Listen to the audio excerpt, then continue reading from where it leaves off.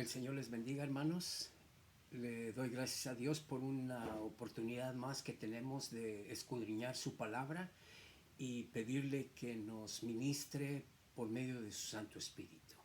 Les invito a que vayamos en oración y le pidamos a Dios su dirección y que podamos ser edificados mutuamente. Gracias, Padre. Te damos por un nuevo día que nos permite, Señor, buscar de tu rostro, de tu presencia, inquirir acerca de lo que es tu voluntad en nuestras vidas para estos últimos tiempos. Te ruego, mi Dios, que de una manera especial, Señor, llegues a cada corazón que está necesitado de consolación, de conocer la verdad, de experimentar una comunión personal e íntima contigo, Señor. De aquellas personas que estén pasando por alguna dificultad, que tú tengas, Señor, tu mano sobre ellos y que puedan clamar y que puedan pedir, Señor, de tu gracia y de tu favor. Padre, en el nombre poderoso de Jesús oramos, dándote todo honor y toda alabanza, porque solo tú la mereces. Amén, amén. Bueno, hermanos, les invito a que vayamos a Colosenses capítulo 1 y vamos a estar viendo del verso 15 en adelante. Pero vamos a estar estudiando, es una continuación de la clase de la semana pasada. Estuvimos viendo las cartas de Pablo y esta es la segunda parte, ¿verdad? Así que creo que vamos a tener una continuación de estas cartas y vamos a extendernos un poquito más para poder ver, ¿verdad?, cuál es el mensaje que es eterno, no cambia. Este mensaje es lo que el mundo rechaza como verdadero y no pierde su relevancia, no pierde su poder, no pierde su autoridad. Desde un principio de que salió de la boca del Señor, no ha dejado de tener la actualidad. Así dice su palabra: sécase la hierba, marchítese la flor, mas la palabra de Dios permanece y permanece para siempre. Así que vamos a ver entonces cómo es que la iglesia es una idea no de humana, ¿verdad? Es una institución no terrenal. Aunque estamos en la tierra, pero su origen es divino, celestial, porque Dios así lo propuso, ¿verdad?, en su palabra. La iglesia, todas las instituciones humanas son terrenales, pero la iglesia es espiritual, es celestial. Ahí pertenecen. Nosotros no somos del mundo, ¿verdad? La iglesia no es del mundo. Por eso es que nuestra dirección tiene que ser de el que la ideó, el que la creó. Vemos entonces que Cristo como cabeza tiene toda la preeminencia. Y preeminencia, hermanos, es algo que significa que tiene todo el privilegio. Nadie más tiene el privilegio que Jesucristo de llamarse cabeza de la iglesia, ¿verdad? Así que mire lo que dice Colosenses capítulo 1 y empieza con el verso 15. Él es la imagen del Dios invisible, el primogénito de toda la creación, porque en Él fueron creadas todas las cosas que están en los cielos y en la tierra, visibles e invisibles, sean tronos, sean dominios, sean principados o autoridades. Todo fue creado por medio de Él y para Él. Él antecede a todas las cosas y en Él todas las cosas subsisten. Y además Él es la cabeza del cuerpo, que es la iglesia. Él es el principio, el primogénito de entre los muertos, para que en todo Él sea preeminente. Por cuanto agradó al Padre que en Él habitase toda la plenitud y por medio de él reconciliar consigo mismo todas las cosas, tanto sobre la tierra como en los cielos, y habiendo hecho la paz mediante la sangre de su cruz. Vemos aquí entonces, hermanos, de que la naturaleza de la iglesia, dice, si Jesucristo es divino, si Jesucristo es la cabeza de la iglesia, entonces nosotros no nos movemos conforme a la carne, sino conforme al Espíritu. Y entendiendo esto, entonces vamos a vernos como un cuerpo completamente apartado de lo que son los estándares del mundo, ¿verdad? De cualquier otra institución mundana. Así que no podemos aplicar principios mundanos a la iglesia. Por muy buenos que sean, no aplican para la vida espiritual en esencia, en su carácter de cabeza como es Cristo, ¿verdad? Ese es el modelo que tenemos que visualizar y ver para que podamos nosotros movernos en una manera de espiritual, en el espíritu. Vamos a ver los distintos orígenes de las cartas de Pablo, que todavía estaban aprendiendo los beneficios de tener una relación con Dios. Y las cartas de Pablo son el modus vivendi de la iglesia, de cómo debían comportarse, cómo debían vivir, cómo debían de creer y completamente abrir los ojos a una nueva perspectiva de lo que antes habían conocido. Y seguramente muchos creyentes, de los primeros creyentes, tuvieron muchos problemas para entender, pero conforme al nuevo nacimiento de la vida espiritual, el Espíritu Santo comenzó a darles el crecimiento y el desarrollo espiritual que el apóstol Pablo esperaba en ellos, y se gozaba al ver que esa nueva naturaleza estaba surgiendo dentro del cuerpo de Cristo. Y los muchos problemas habían muchas correcciones que hacer. Estaban batallando y estaban peleando en contra no solamente de sus apetitos carnales, sino también de su vieja naturaleza, sino que todavía tenían ataques en contra de ellos por predicar y por enseñar la verdad. Así que vemos que en esta lección Pablo utilizó las imágenes de la iglesia como un cuerpo con Cristo como cabeza. Si nosotros entendemos que la iglesia es un edificio, o si es el santuario interior del templo como morada de Cristo,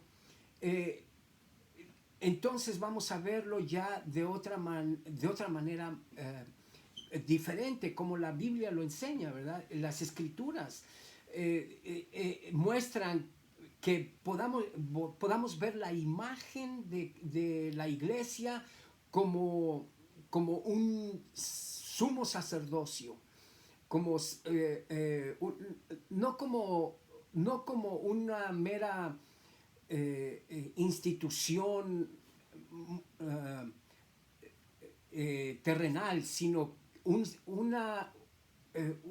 miembros como sacerdotes para Dios, ¿verdad? Así que miren lo que dice Pedro, la primera de Pedro, capítulo 5.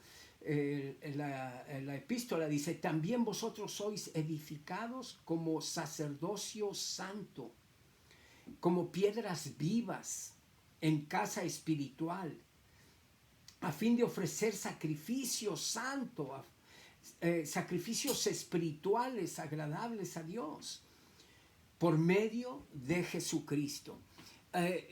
Nosotros no somos los que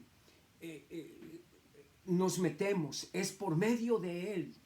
No podemos tener intermediarios por otra parte o de otras fuentes. tiene que ser por medio de Jesucristo. Y ese es el énfasis que debemos de continuamente poner, porque no es por el hombre, no es instituido por hombres, es por Dios, por Jesucristo.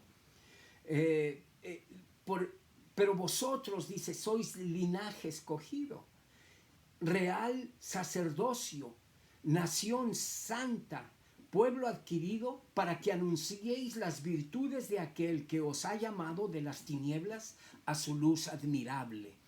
Somos llamados por Él, somos instituidos por Él, Él nos ha adquirido, somos su posesión, y las virtudes que anunciamos son las de Él. No somos nuestras virtudes, no son las virtudes de hombres, ¿verdad? Así que entendamos que el origen y la naturaleza de la iglesia es espiritual. Un tanto enfatizar esto nos ayuda a entender, hermanos, lo importante que es la iglesia en la tierra. El papel de la iglesia, la obra, el trabajo de la iglesia. Gocémonos, dice la Escritura en Apocalipsis 19:7, y alegrémonos y démosle gloria porque han llegado las bodas del Cordero y su novia se ha preparado.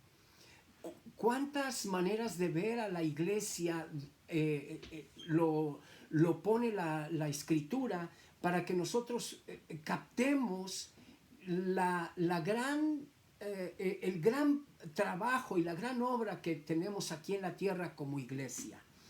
Dice que somos la novia, ¿verdad? Y las bodas del Cordero se están preparando, se han preparado ya. Entonces Jesús les dijo, todavía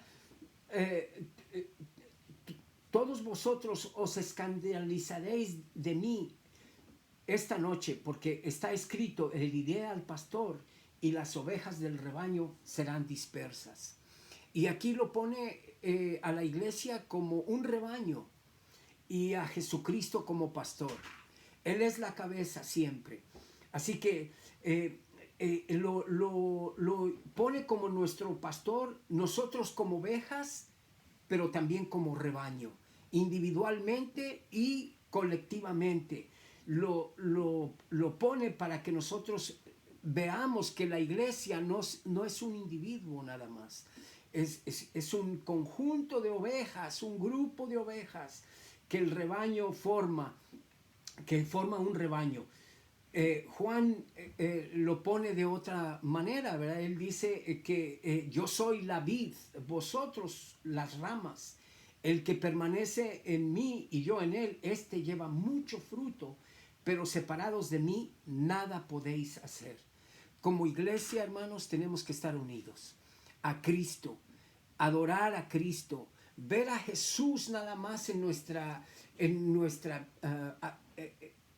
el clamor nuestro, en nuestra ayuda, en nuestro socorro. Solo es Cristo al que podemos clamar. Así que vemos entonces en la segunda parte de Efesios capítulo 2, el verso 19, vemos cómo es representado en esta parte el verso 19, dice, por lo tanto, ya no sois extranjeros ni forasteros, sino conciudadanos de los santos y miembros de la familia de Dios. Habéis sido edificados sobre el fundamento de los apóstoles y de los profetas, siendo Jesucristo mismo la piedra angular. En él todo el edificio bien ensamblado va creciendo hasta ser un templo santo en el Señor.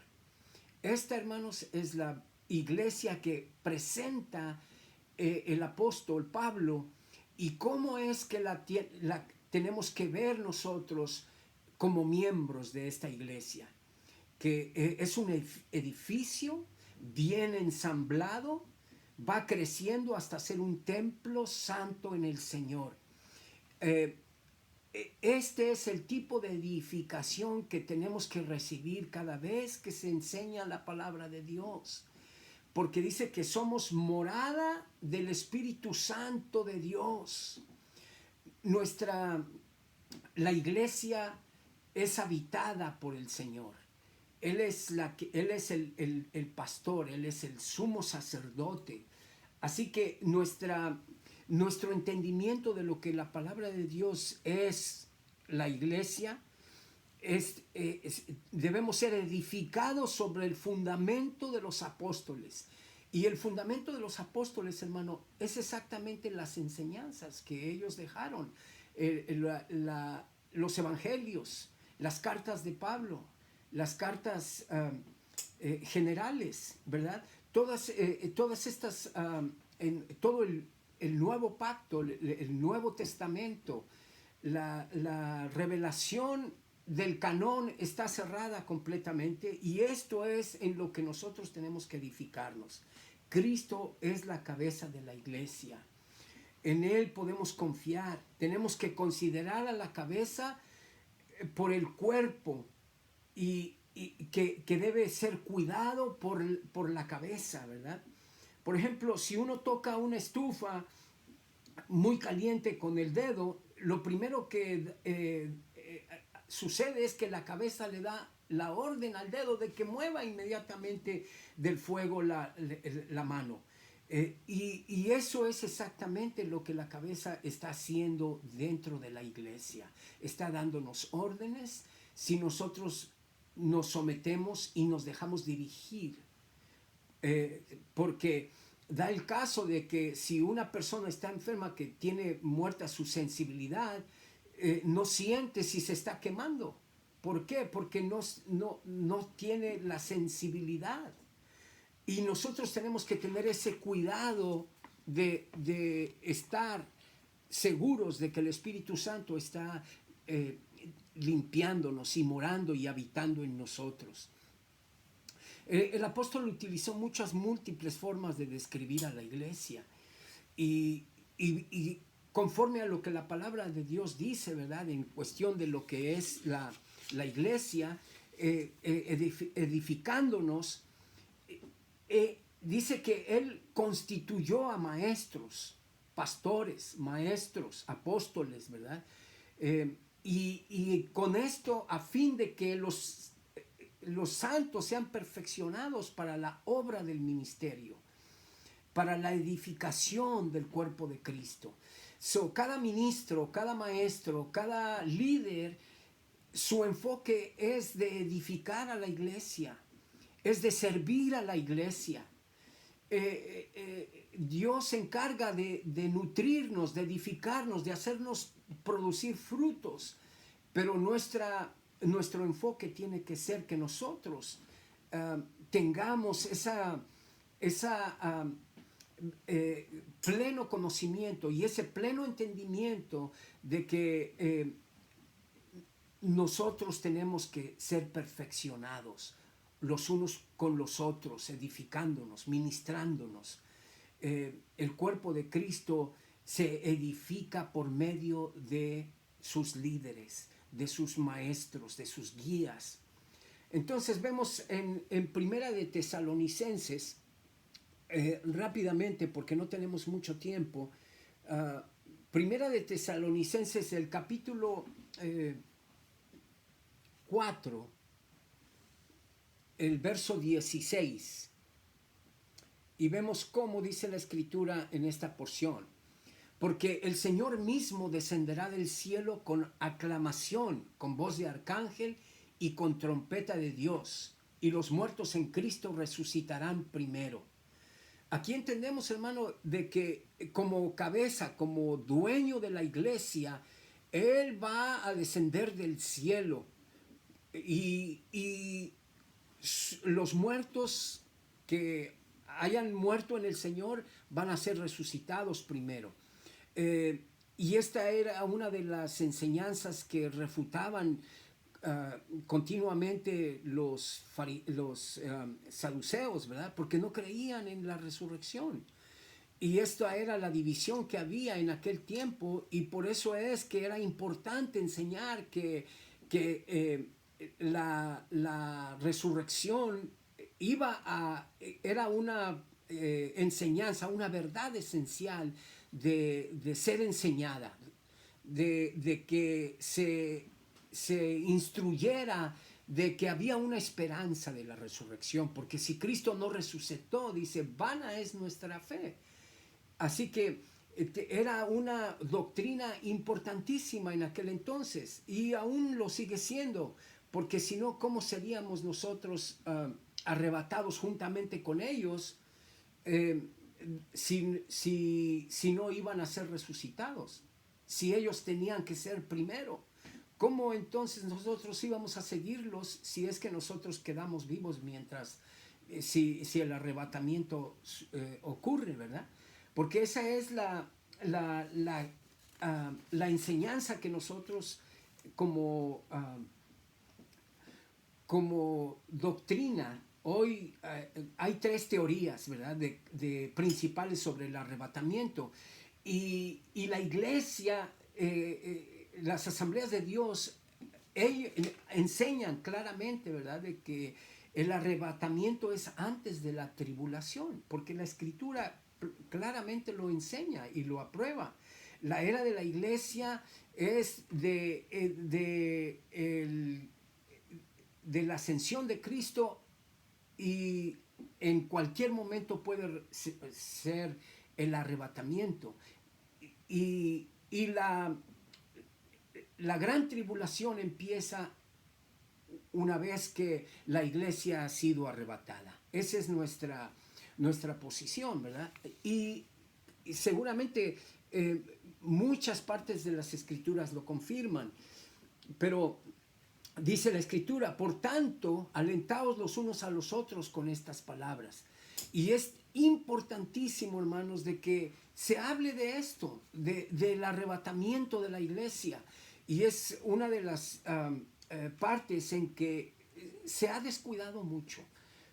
No hablamos, no se predica, no se enseña tanto en cuestión de doctrina básica, porque esta es una doctrina básica, de que los creyentes recuerden que no somos peregrinos, somos pasajeros en este mundo. Nuestra ciudadanía está en los cielos, y esa es la importancia de nuestra lección en esta mañana, de que oremos, de que seamos dignos hallados, de ser levantados juntamente con los santos que han descansado en el Señor.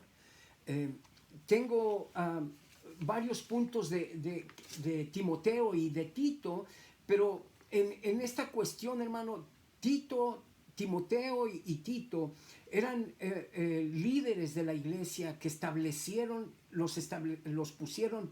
Pablo los instaló como líderes porque eran hombres que habían sido instruidos en la palabra, conocedores de la palabra y temerosos, tenían un buen testimonio, tenían un buen carácter y sabían que la influencia que ellos iban a tener para la iglesia era de un valor incalculable. Y hoy en día, hermanos, tenemos que ver esas características de Timoteos, de Titos, en los líderes de la iglesia. Y necesitamos pedirle a Dios de que nos dé líderes conforme a su corazón. Con esto, hermanos, les dejo y oremos para que el Señor edifique y continúe bendiciendo a su iglesia. Padre, te doy gracias, Señor, por este tiempo que puedo compartir, Señor. Es profunda tu palabra, es hermosa, es preciosa tu enseñanza, Señor, que podamos nosotros deleitarnos y profundizar nuestra vida en solamente tu bendita palabra, Señor. Te rogamos que edifiques y guardes a tu pueblo, Señor, en el nombre poderoso de Jesús. Amén. Amén. Dios les bendiga, hermanos, que el Señor les guarde y estaremos muy pronto viéndonos.